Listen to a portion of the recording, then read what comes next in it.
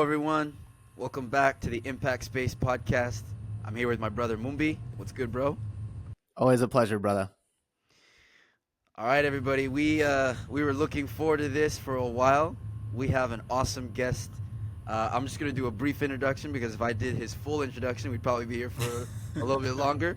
But basically, we have the captain, Mr. Jonathan Mensah, Ghanaian international, played in 2 World Cups for the senior team, had honors as well with the youth national team, MLS veteran, captain of the 2020 MLS champion Columbus Crew, and yeah, just an amazing person, and we're really excited to have you on. Welcome, Jonathan Mensah. How are you? Thank you so much for having me on, and I'm grateful to be chatting with you today. You No, guys.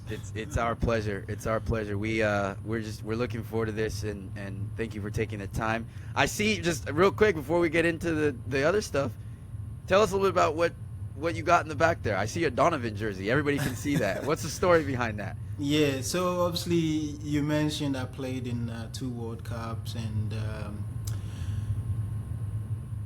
watching the World Cup growing up, it was like, man, this is beautiful. And obviously I had started.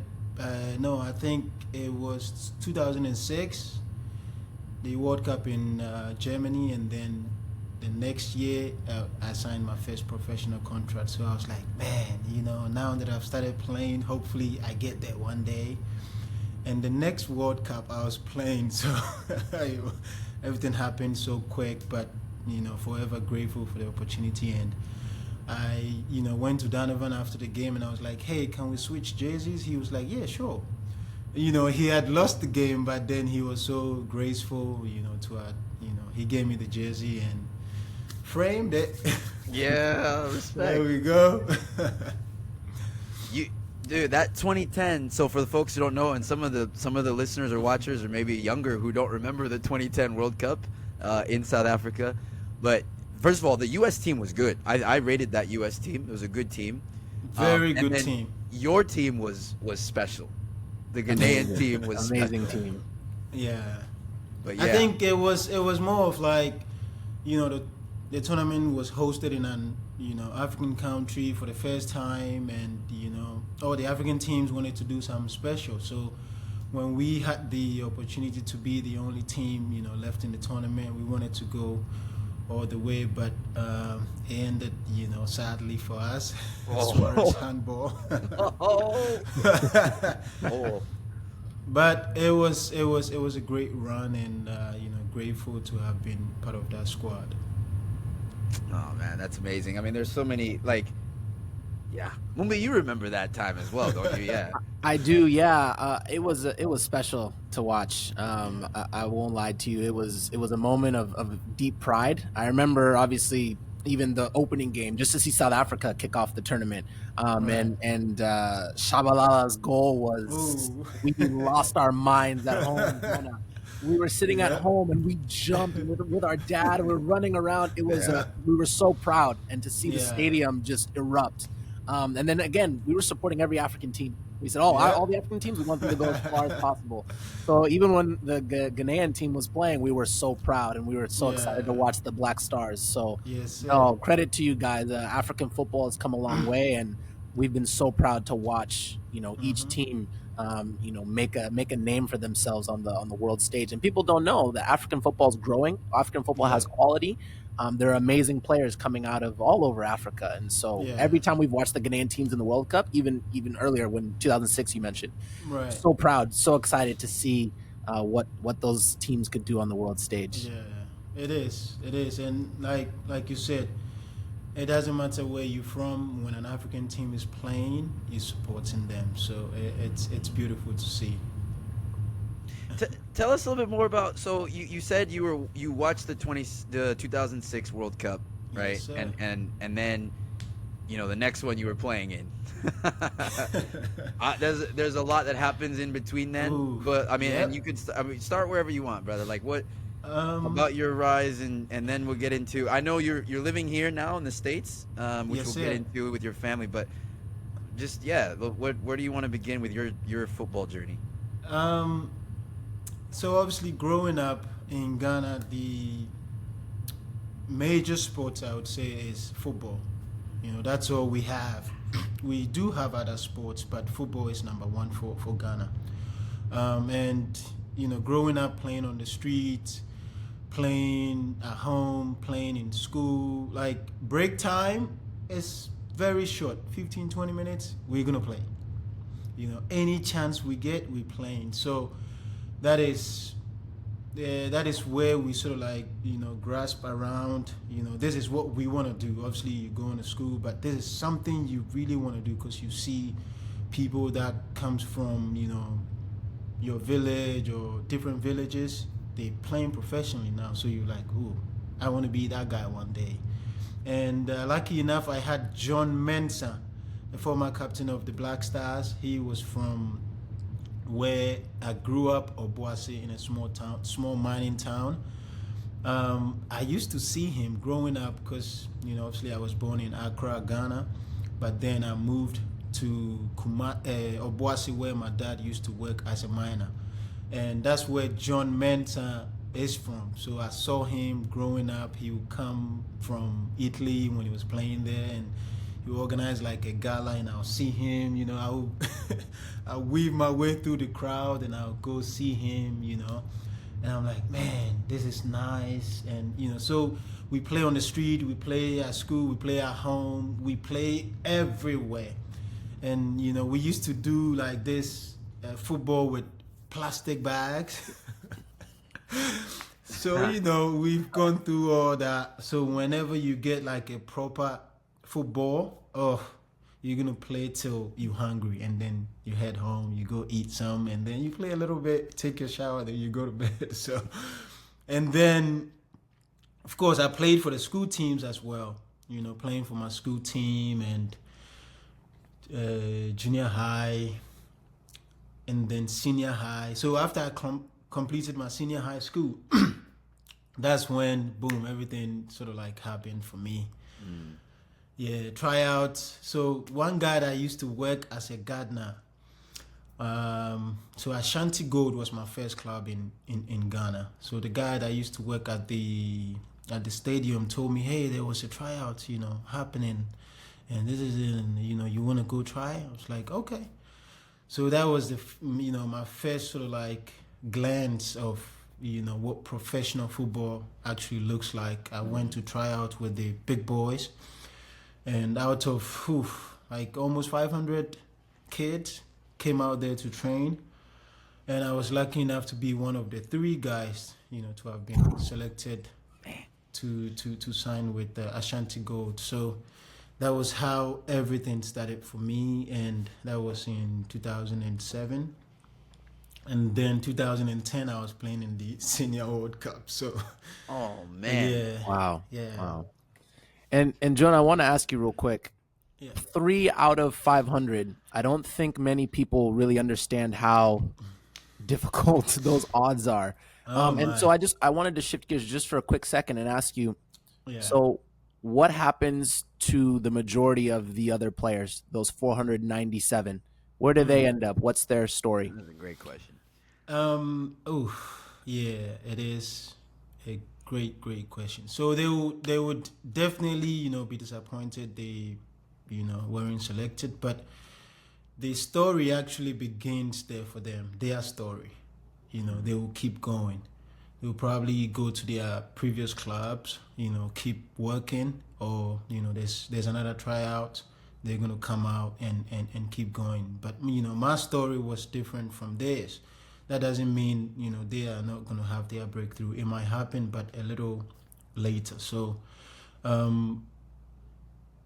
this is actually a tough and a great question, because I was obviously one of the 3 guys that was selected. So I don't know what was going on. But nobody thinks their about that, minds. right? Fewer people think Yeah. about it. We just see the Yeah. people who make it, but what about everybody else? Yeah. Guys that didn't make it. So it's gonna be they're gonna continue the grind. Hopefully their time would be sooner than later. So So Ashanti Gold.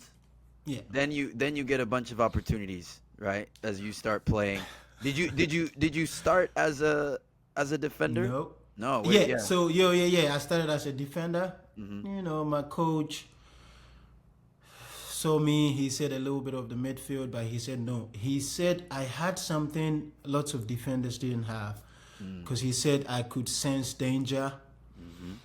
Hmm. He played me a little bit in the midfield, and then he said he brought me back. He said I could sense danger. I could see that something is about to happen. And then he would tell me. So my coach that signed me to this team, Ashanti Gold, Coach David Duncan, he said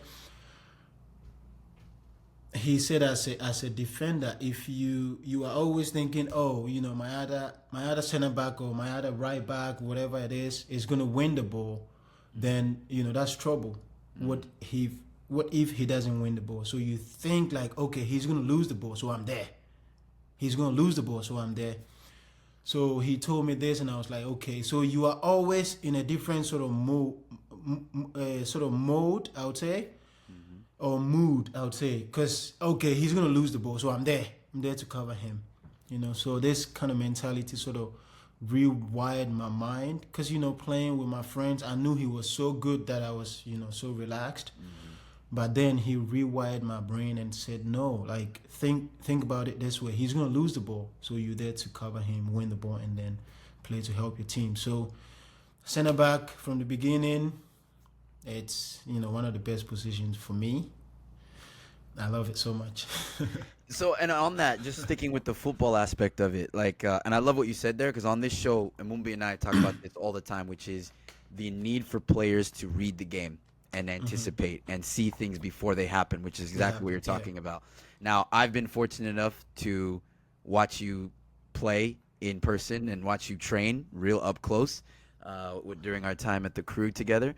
Yes, sir. Myself as an academy coach, and you as the captain of the senior team, and of the first team. And one thing watching you play that I always appreciated. So yes, the defensive qualities, like awesome, right? Rugged, very Thank you. difficult to beat you. And also one thing I want to ask you sort of when you developed this, your ability to pass the ball over distance, especially on the ground, but to break lines, as we might say, phenomenal, right? And where did you learn how to do that? And did you know that So was a quality of yours that you trained, or like, yeah, just say more about that. I would say I had that, but I had to polish it every day. So let's say if you have that, you have to know when to play those. You have to set it up right. Of course, it comes with training, and all that. So the coach that I had from the beginning was very, very. It was sort of like my foundation of who Jonathan Mensah is now. Because as a center back, he would be screaming, like even during tryouts, coaches don't coach. They would just be behind, observe, and all that. But he was coaching me. So it was strange to the people around there, because he's the type that is very, like, strong personality and all that. He was screaming from the sidelines, even though the assistant coaches were running the tryouts. He was screaming from the side that don't go down, because a young guy from Obuasi, growing up, we play on the sandy fields. Yeah, it's rough surfaces. It's rough Yeah. surfaces. So grass. One of the best. It used to be one of the best teams in Ghana at that time. They had great facilities and all that, and the grass. Oof. So I see green grass now. I want to tackle all the time. You want to slide? Yeah. Oh, yeah. I want to slide all the time. So he'll be screaming from the sidelines, "Don't go down! Don't go down!"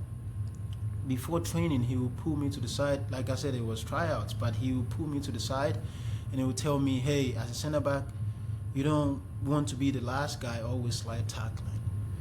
So as training was going on, I forget all he said, and then I'll be slide tackling. He will be screaming at me, "Don't go down! Don't go down!" Like he's trying to. Like I said, when I signed, he instilled in me that as a center back, as the last man, you don't want to have that hunger of wanting to slide tackle all the time. You know, you want that hunger of, okay, I'm not gonna allow this guy to beat me. I'm gonna stay on my feet as long as possible, and then I fight him, and then if you have cover now, if it's on to tackle, you can. So he will be screaming during the tryouts, "Don't go down, don't go down," and this voice ring in my head, even like playing professionally. When there's a situation where I can tackle, and then it plays in my head, "Don't go down, don't go down," and then I stay on my feet, use my arm, use my body, and then I delay, and then I have support. So Yeah. having this type of coach really, really, really helped me, and it has sort of like shaped, like you said, how come you have that repetition, training, and then obviously moving from Ghana to South Africa to Italy and then Spain. That's where that sort of like made sense to me, what I was working on during my time in Ghana, South Africa, and all that. Spain sort of like highlights it for me, like wow, because in Spain we will warm up in rondos, whatever it is, and you cannot hit the ball past the knee.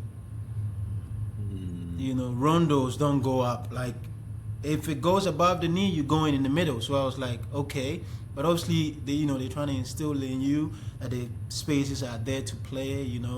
There's a reason why the grass is on the ground. Keep it there. So it taught me so much of, okay, there's a reason why we do this, we do that. Because if you don't have a strong why, you wouldn't want to go out and do something meaningful. So, yeah.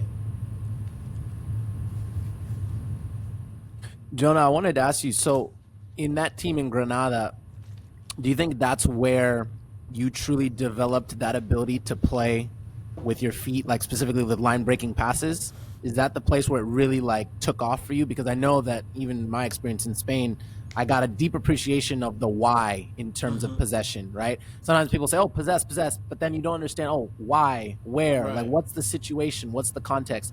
And that really opened my mind and my eyes, because sometimes even here in the US, they'll say, do rondo. We're doing the rondo, but it's not being coached. In Spain, Right. they coach the rondos, Ooh. right?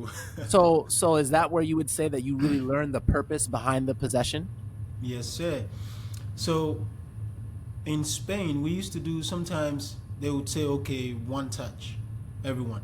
And sometimes they would say, when you play one, I need to play two. Mm-hmm. And then the coach obviously would explain to you why I want you to play two. Because let's say, Mumbi, you played one, and now the guy that is defending me is all the way like close to you. I don't need to play one. So that's where playing the two comes in, because you don't just play 1-2, 1-2, 1-2 to just play. So he will explain the why behind you play one, now I need to play two. So they, like playing in Spain, Granada helped me so much, and it wasn't just on the field, off the field as well, because the coach at that time told me, if I'm not speaking the language, I'm not playing. So it wasn't just on the field, it was off the field as well, because it was sort of like a challenge that I was ready to embrace, because I wanted to play. Because if you want to play, you go out of your way and learn the language. He said it in Spanish, and the voice always ringing in my head, si no habla no juega. ¿Tú hablas español? So, sí, claro que sí. Muy bien. So he, like, playing in Spain taught me so much, about not just the game, but life in general, culture, people, the food, and yeah, that helped me grow so much. Your your journey's taking you a lot of places, and that's what's so beautiful about this game, right? Is that you learn little bits and pieces. I do want to emphasize and highlight, though, you, 'cause going backwards a little bit to go forward. Yeah. When you bring up that the coach at your tryout for Ashanti Gold Right. was coaching you during a tryout. Mhm. When I hear that, I don't know about Mumbi, maybe you had this thought too, Mumbi, but when I hear that, it means he already saw something in you, and he was Mm-hmm. trying to coach you because he was maybe not guaranteed to take you, but he was like, if Right. this guy just does this and this and He this, has potential. he's gonna be amazing. Because at a tryout, especially with 500 people, They don't coach. you can't coach everybody. So you got that special treatment in part because like I wanna highlight the importance of just your upbringing and something that you had in you and something that you developed as a child in playing in Ghana Yeah. with your friends. That this coach now at this tryout when it first started was like, yeah, this guy's gonna be a monster. And that's special. Obviously, we ask about what happened to the other 497 kids because Yeah. we're holistic in this, and we obviously there's more to life than football. And Mm-hmm. for every Jonathan Mensah who has the incredible career that you've had, there are a bunch who don't make it, right? Right.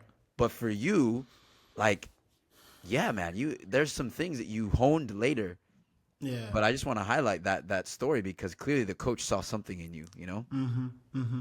And so the Ashanti Gold before they had an academy system that they were affiliated to the Ajax Academy in Holland. Okay. So they had this academy, but they dissolved it. So now Coach Duncan signed as a coach. He wanted to see the guys that left the academy because they were great players in there. I didn't play for the academy, but obviously I played for my youth team. And when these youth teams play against the Ajax Academy, it was usually a blowout, like 10-0, 13-0. For So who? they had For who? for Who would win? Ajax. For Ajax. Ajax. Oh. No, bro, they blow out every team they play against. It Right, was right. like one or two teams that that were able to compete against them because the system they play in Ajax, because they're affiliated to this team, so they play the same type of football, and it was Yes. beautiful to watch. So, Well, I'm just clarifying, though, for our listeners and for the people. This is an Ajax affiliated team, but these are Ghanaian players playing in Right. the Ajax way, right? yes, that's Yeah. correct. Yeah. Yes. So these are African players. This is not Ajax Amsterdam like No. Europeans. This is these Ajax team Africans Yes, sir. balling. Yeah. Yeah. Okay. Yeah, Cool. they cool. had. I believe they had one also in South Africa, in Cape Yeah. Town. Yeah. And man, they play the same style, the same methodology, the same philosophy. So it was like beautiful to watch. Sometimes we go watch their games, Yeah. and it was incredible to see. Like the coach will signal them, and they'll just be possession, just draw you in, just frustrate you. And man, they were killing teams 13-0, 14, and all that. So now when they dissolved this team, Coach Duncan wanted to see them, see some if he can still, get some talent from there. So the three guys that he picked, so myself, Aminu, and then one guy called Aga. So Aga was actually in the academy.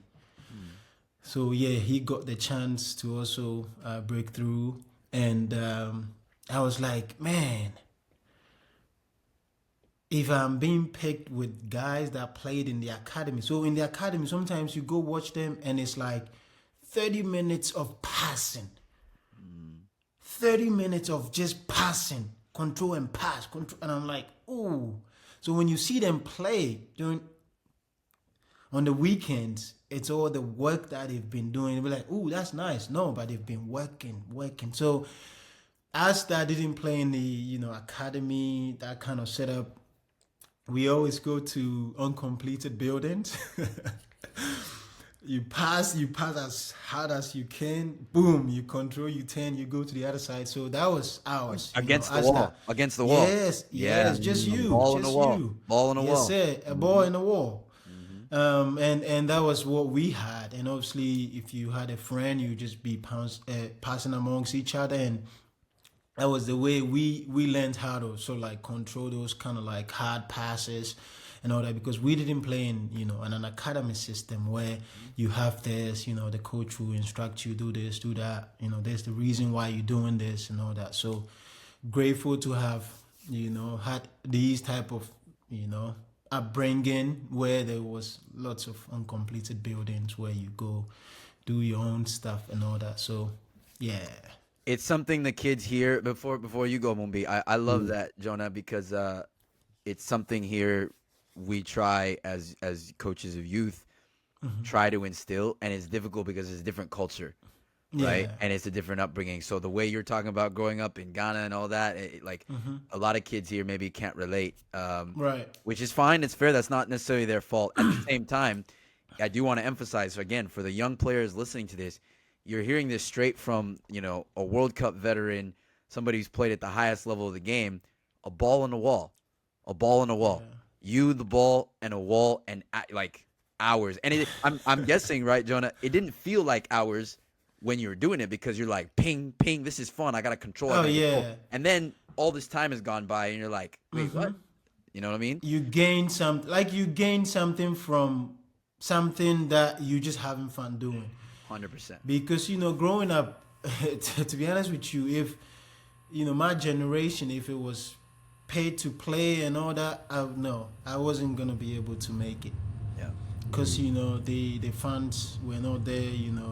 Mom and pops were doing fine for us, but to be able to pay that monthly, yearly travel, those no, so of course the generation and lifestyle and eras has changed everything, so it's normal. But what we had back there is still available now, but because of different systems of, okay, you pay, parents want to see decent stuff, they don't want to do the war stuff and all that. Yeah. We've sort of like incorporated technology where you build some stuff where you can bounce off of.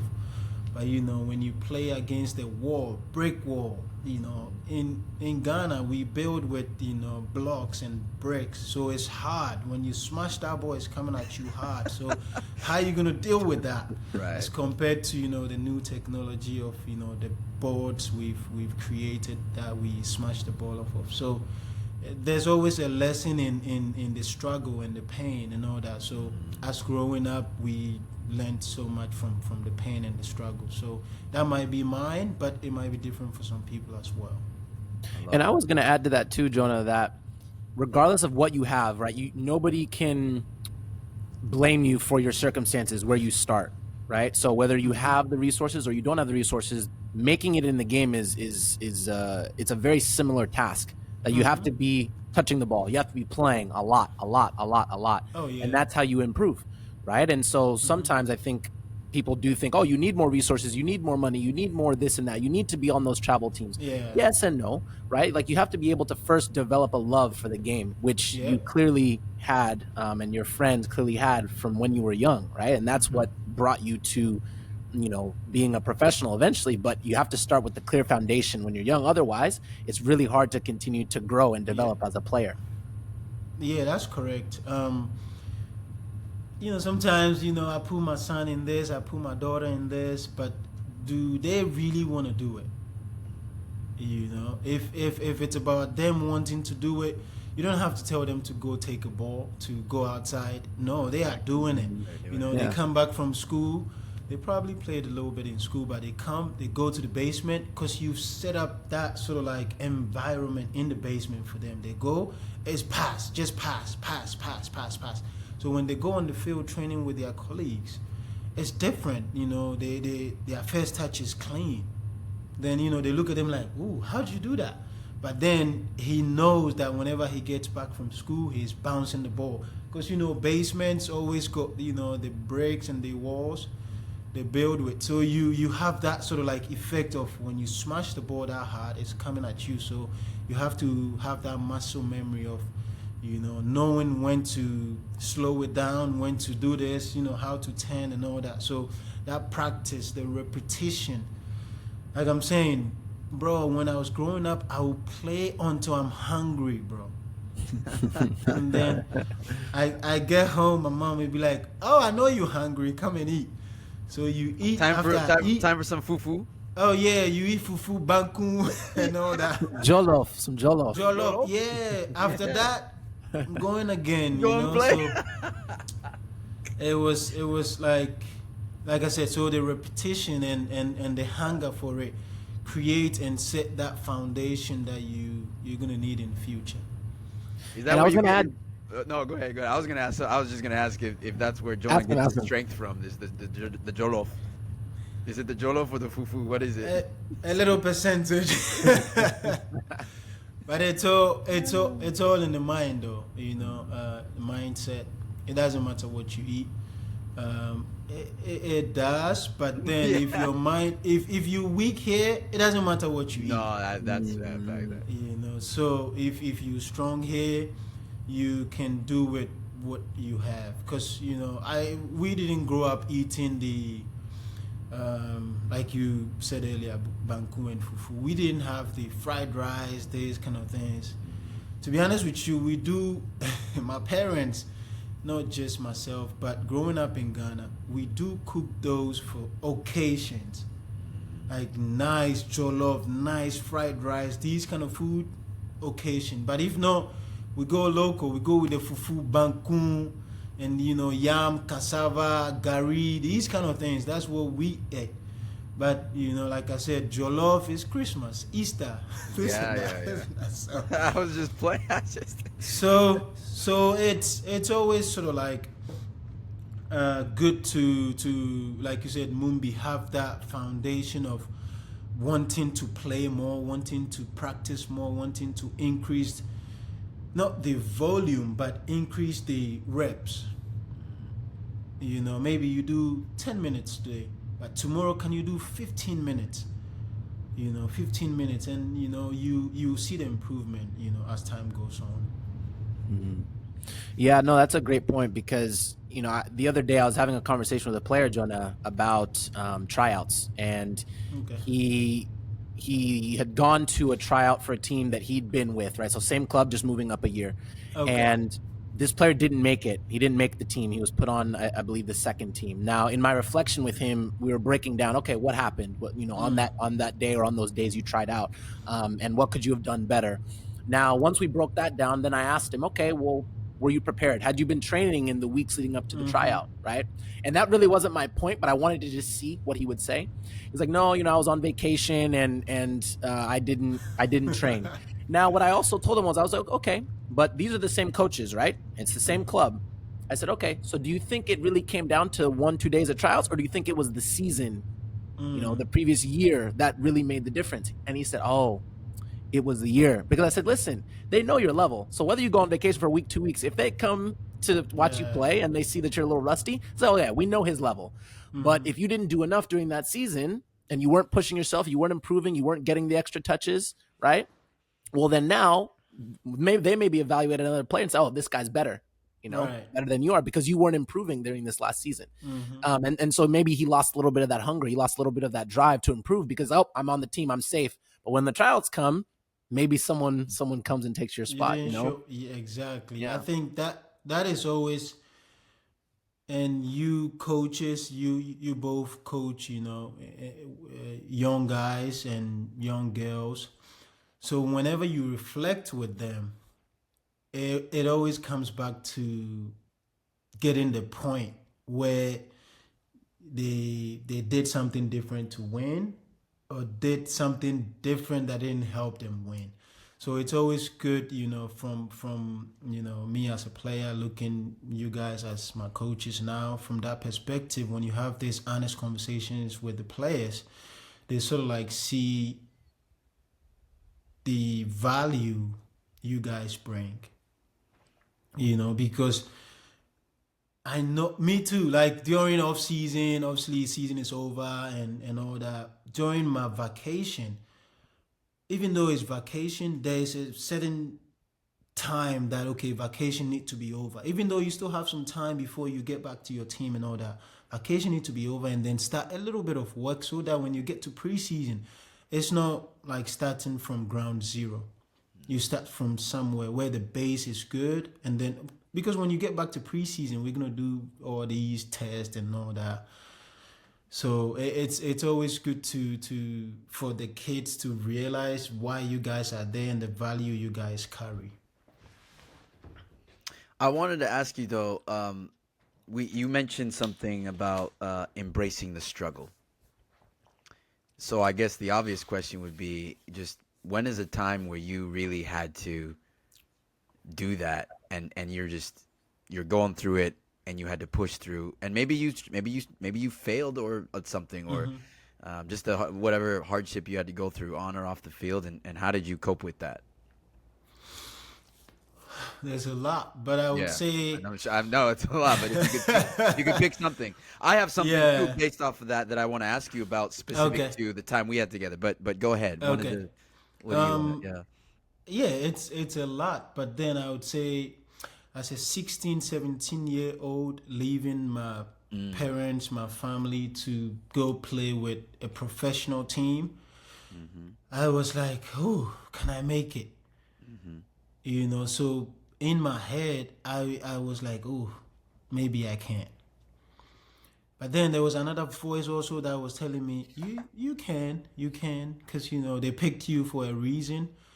But then leaving home was so tough for me because everything was given to me. But now you have to go out there and be a man at that age, 16, 17 years old. And Jonah, this So was for Free State Stars, right? South Africa? no, this was in Ghana, my first professional contract. Ah, okay. So you'd already Yeah. left home at that point. You weren't living at home. So I was obviously going to practice and then I'll come back home, but it got to a point where I had to leave home. And it was like, man, this is different. And I don't have mom looking at me or pops looking at me here. No, I didn't have that. So I had to embrace that struggle of, okay, you growing now. You have to do things by yourself and you have to learn a different language of, okay, this is a professional environment. So how are you going to handle that? And bro, they kicked me. Oh my God. As a center back, these professional strikers will show you that, hey, this is pro level. So they come at me hard and all that. And, these were the little struggles. Obviously, playing these kind of sports, the contact is going to be there. So these were the little struggles that I didn't sort of like know before, but then I had to embrace it. And then when I left home to South Africa, I had turned 18, I believe. Or I had to wait in Ghana because if I had traveled to South Africa under 18, I would have to travel with my parents because I was still underage. And then so I had to wait like a month, travel to South Africa, and then I signed my professional contract. I was 18. So now got to South Africa, no parents, nothing like, and now it's a different language, food, culture, people, style of play, weather. I had never witnessed, cold weather before. And when I went to South Africa, it was summertime in Europe, wintertime in South Africa for them. Oh my God. I was bleeding from my nose. And after training, I called my mom. Mom, I want to come home. She was like, wait, what?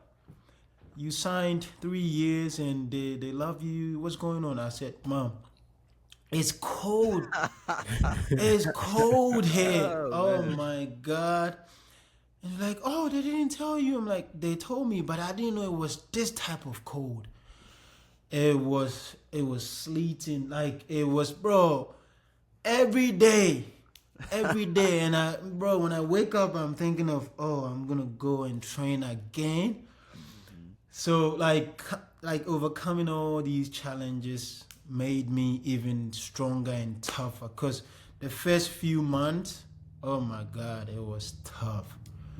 It was tough because after every training I get home, I'll be coughing blood and I was like, oh my God, what is going on? But it was normal to some extent because your system isn't used to these type of weather and all that. So I had to embrace all that, and that made me that kind of beast that I became in the future. Yeah.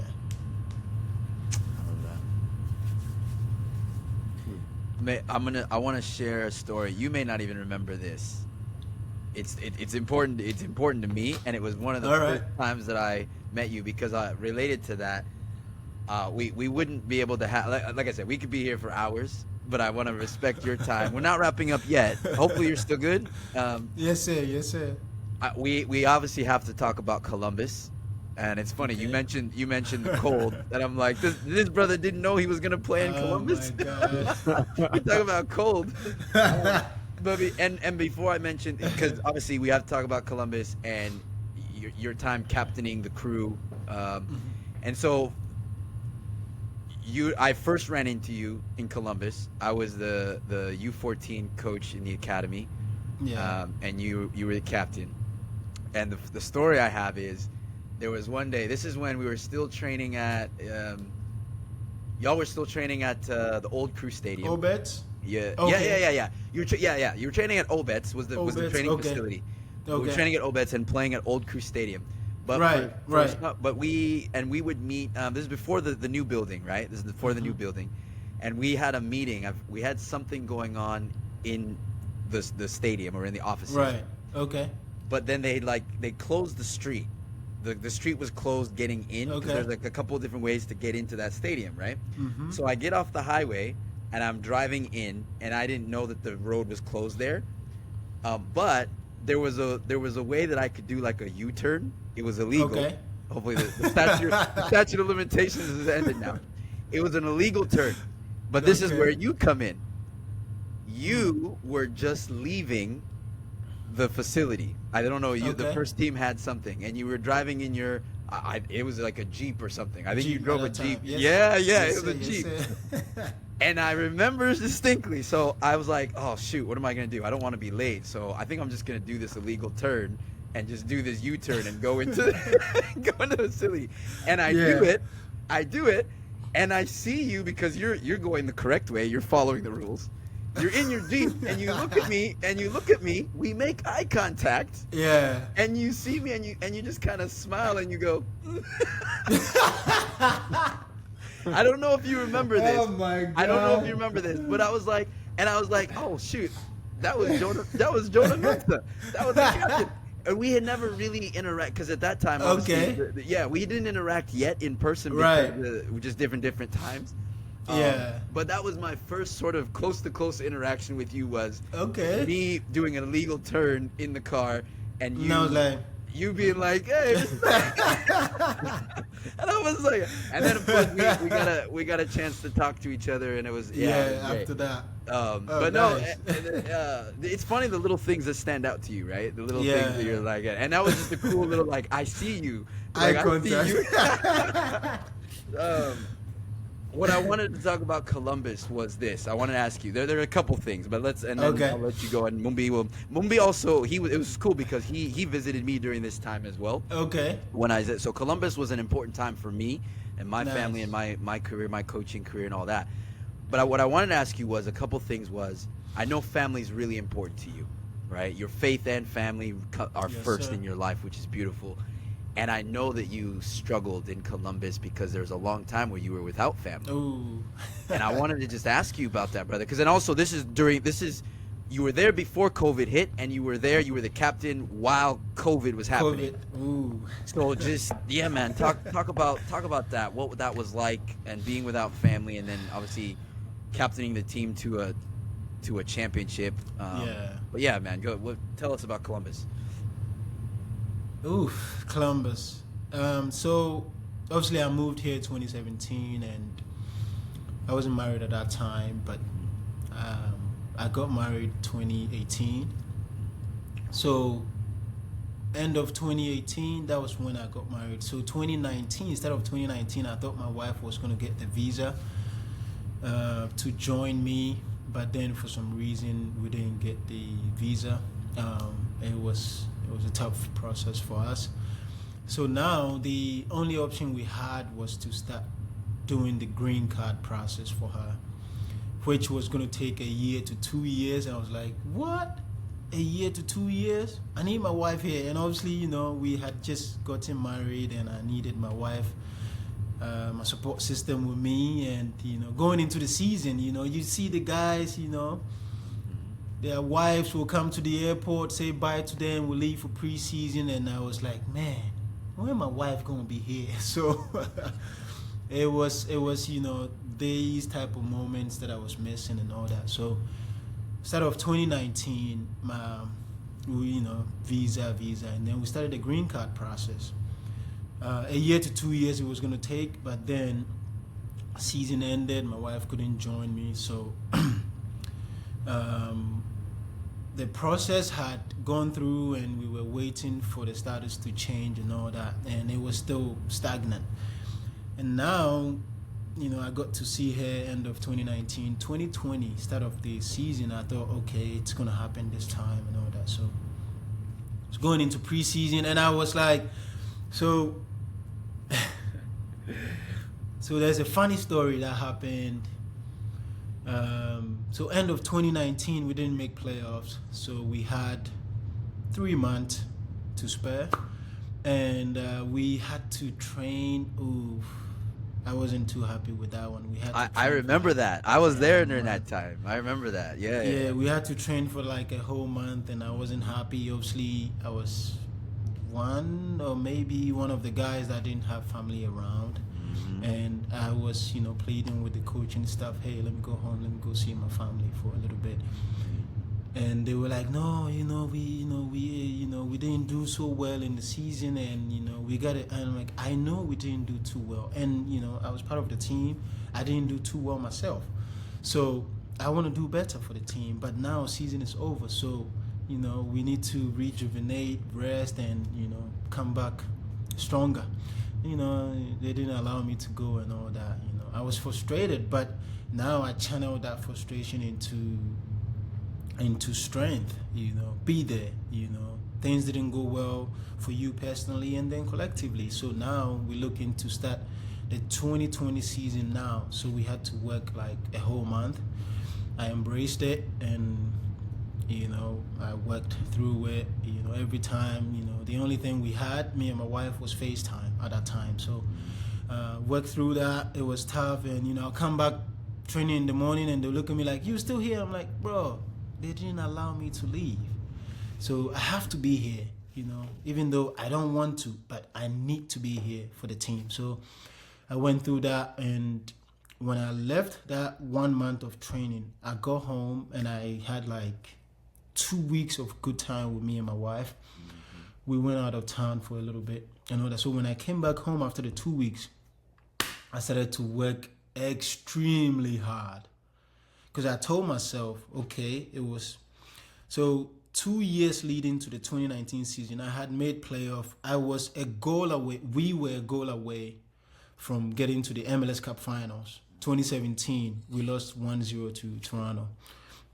At that time, it was the home and away game. So we had lost 1-0 in the Eastern Conference Finals, and I saw, like, my first season in the MLS, looking at Toronto lifting the Eastern Conference Championship, and I was like, man. Okay, so 2018, we got to the semifinals. We lost against Red Bull in the Red Bull Arena. So 2019, we didn't make playoffs. I was like, man, this, like, we got to the Eastern Conference Finals, now semifinals, and now we didn't make playoff. What's going on? We drop in, and all that. So, and then I was, dealing with family and all that. I was by myself here. So after the 2019 season, I got my little break. I told myself 2020 is going to be that year for me. Because, you get to the Eastern Conference Finals, you don't win it, you got nothing to show for.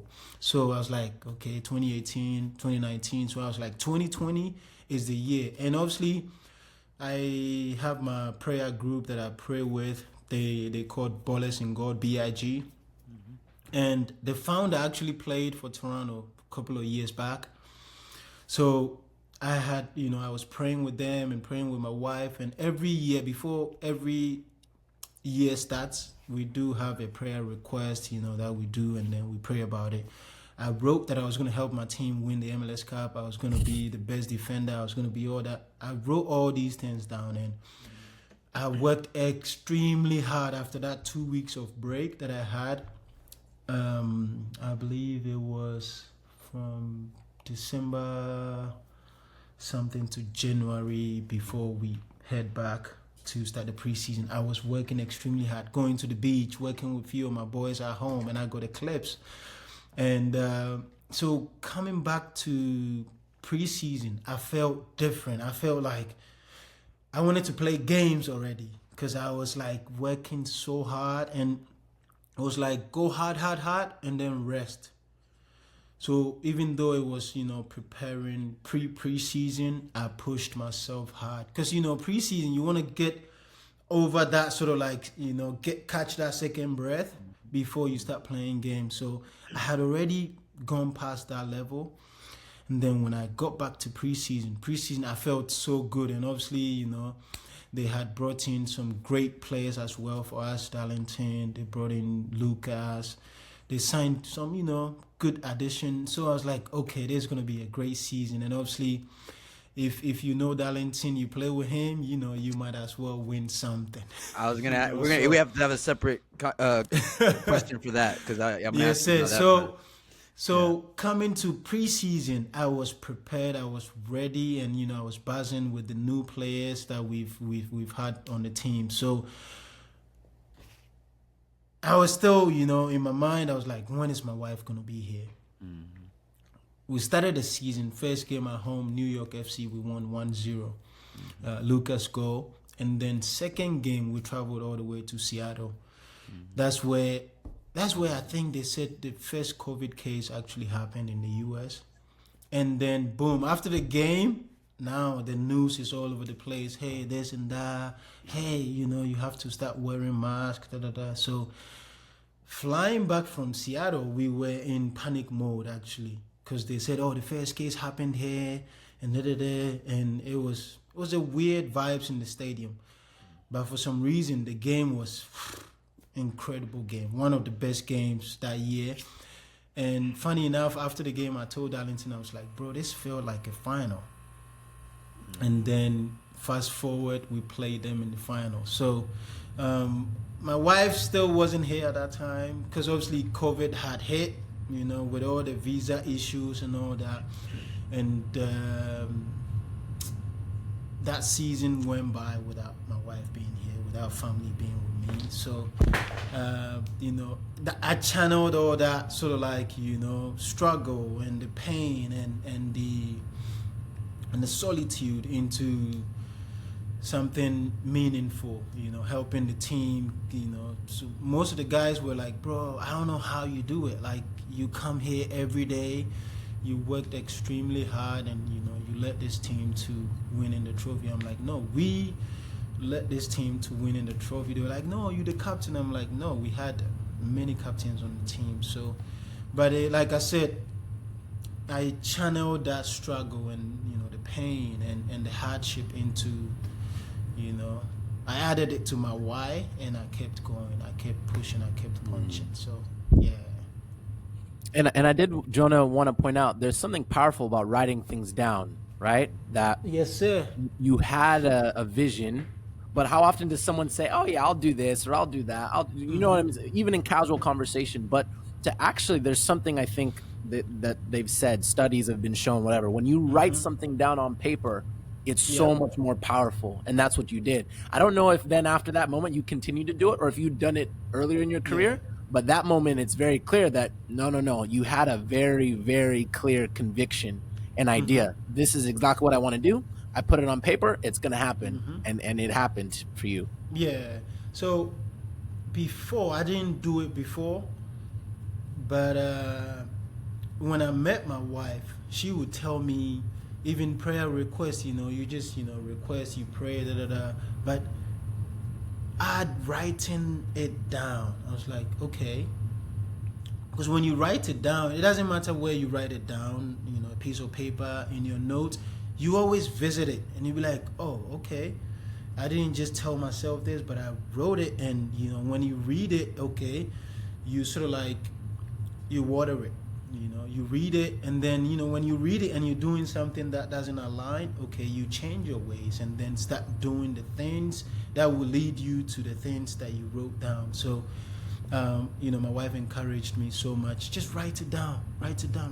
So I started writing them down, whatever it is. Because sometimes when you write it down, it might not happen, but then it pushes you to a certain level that helps you grow in a different way. So yeah, when I started writing things down, I started, oh wow, this is powerful. And the more you read it, the more you subconsciously download those things in there. So It's very, very powerful. I write everything down. I'm actually going to write now that I'll coach one day with Mumbi and bro right here. Seriously, I'm gonna write it down. Because you guys are already into the coaching side of things now. So Muta and Mumbi, one day I'm gonna coach with you guys. I mean, hang on, Jonah. Let's go. First of all, you can come. Mutanda, we can. You have an invitation anytime. But now I would. So don't be careful about this, because I will hold you. If let's say I get a position and I'm like, hey, Jonah, I want you to come coach with me. You know what I mean? Don't be so. No, caught I'm on coming. guard. I'm coming. You're coming. Like, Unless it's Okay, too cold. Hey, but serious talk though. Is coaching something that you want to do? No, but is coaching something that you want to get into? unless it's too cold, Mumbi said. You live in Columbus right now, right? So yes, I'm in Columbus right now. But talk So you of can't- cold. There's no Talk of place you cold. can go that's gonna be. Oh yeah, so talk of cold. When I obviously traveled from Ghana to South Africa, that was where I was like, oh my God, what is this? But then when I, like I said, I embraced it and I kept working through it because, there was no going back. I told this story to one of my friends and I was like, hey, bro, I was making like $100 a month in Ghana playing for, one of the best teams in Ghana at that time. But when I traveled to South Africa, I was like, I was making decent money where I could take care of family and, the cousins and all that. And I was like, oh, wow, this is good. So even though I was going through the struggle of the code and different language and the food and all that, I was like, man, this is way, way, way better than, playing in Ghana. So I would do anything to stay here. I was there with one of my friends and he was, talking to his agent, and his agent was like, oh, I got something for you in the UK. And I'm like, bro, it's not true. In the UK at that time, you had to, you play with the senior national team for 70%, this and that. And, so don't do that. Let's stay here, let's keep fighting. But he didn't, and he left. And so I was alone. I had to push through it. And then, that kind of mentality that I cultivated at that time, I played in Russia before I came to the US. Wow. So yeah, I played in Russia, and where I lived, it was close to the Siberia where I lived. It was called Makhachkala, and it was extremely cold. So going through this struggle in South Africa, I told myself the only time that I would be in Ghana is with the national team or vacation, or I'm going to see the family, or I'm retired. Now that I've left Ghana to a foreign country playing football, I'm going to go back to Ghana when I retire, or maybe I'm going to retire in Ghana, play for one of the clubs and all that. So that's, I'm like I said it, and I registered it in my mind that no, I'm not going back to Ghana like, oh, it's too cold, so I'm going back home. No, home is always where the love is.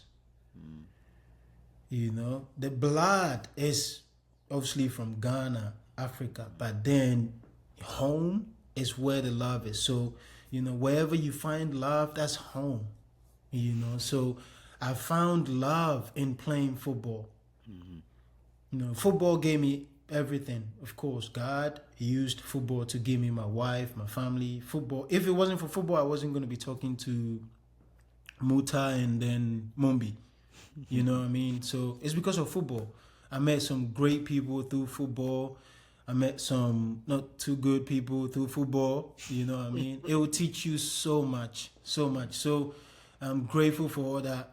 Played in Russia. So when they were like, when I spoke to Greg before I got here, he was like, hey, Jonah, it's cold here though. And I'm like, do you know where I live? I live in Russia. I live in Russia. They do 2 pre-seasons because of the cold. Yeah. They do the normal pre-season, and then winter break, they do another pre-season because it's so cold. So, going through all that helped me sort of like embrace the U.S. cold, because they said, "Oh, Midwest cold is different." It's different, but yeah, but you sound like you're settled. Family's happy. You're like, Oh yeah. You guys are Family good. is My wife loved the cold for some weird reason. I don't know why. Cause she loved it here in Columbus. I love it here too, because obviously this is where, I spent most of Yeah, my MLS yeah. career, 6 years. So we love it here. Columbus is home for us now, and hopefully, you guys can recruit me to wherever you're gonna recruit me to. Well, that's funny you say that. I'm glad you're settled. Um, uh, we the academy and the first team has obviously changed quite a bit since I was there and Hmm. since you were there. But I still have contacts there, and it would be, Yeah, it's a good place. It was a huge part of my life as well. it is. It Um, is. and I'm happy that you're settled. If I do, I have your. I'm holding you to this now. If I when I come back to visit, we have to link up. But absolutely, in terms of coaching, I'll reach out. I'll reach out if something Oh happens. yeah, But you, how much like I'm saying. are you willing to move? Are you willing to move? Because that's the thing. You have to move as a player and as a coach. It's no different, right? I'm So I'm it's I'm one of always those. willing to go ahead. Go ahead. No, Sorry, no, no. That's sorry, it. I I was just cut you saying. Yeah, there. that. Yeah. Okay. I'm always willing to move if it makes sense for me and my family. Yeah, yeah, yeah. For sure. If it makes sense, because people will say the saying goes, happy wife, happy home, and all that. But me and my wife, we always sort of like, it's not that way. Happy home, happy life. Because if the wifey is the one that is always happy and the man isn't happy, what's going on? Because Yeah, yeah. traditionally the man is the head of the home, so happy home, happy life. So if me and the wifey and the family, obviously we discuss, and it's something meaningful that we're gonna leave home because Columbus is home. That's where the love is now. We can leave. Yeah, we can leave and call me. I want to learn No, we'll stay because connected. We'll stay looking at the connected. game, like the perspective you have when you on the field is different from when you on When the you're side. yeah, yeah, yeah. Facts. So you Facts. guys have seen it all, and I'm willing to learn from you guys. You guys have done it, so many years. So I'm willing to do that as well.